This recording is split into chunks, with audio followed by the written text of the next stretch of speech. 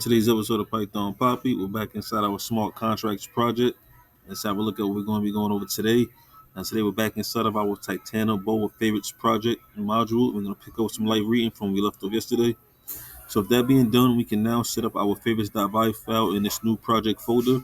We'll start by creating our favorites.vy file. We can use the same favorites.vy file from previous projects as starter templates. We can make sure that we can compile this template contract in our terminal by using a Viper compiler. We'll run this in our terminal. We'll just say Viper favorites.vy.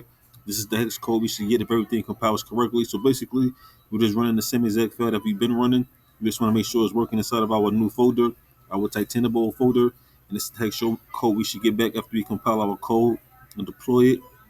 Now, this is the hex code or the hex contract data right here. With that being done, now we can create our deploy favorites pyebm.py file. And again, the pyebm is the Python Ethereum virtual machine where we're going to be deploying our contracts to. Now, in this section, we will learn the basics of deploying this contract to the pyebm network using Titanoboa. And the pyebm blockchain is very similar to Envil. It shares a lot of the same feature functions.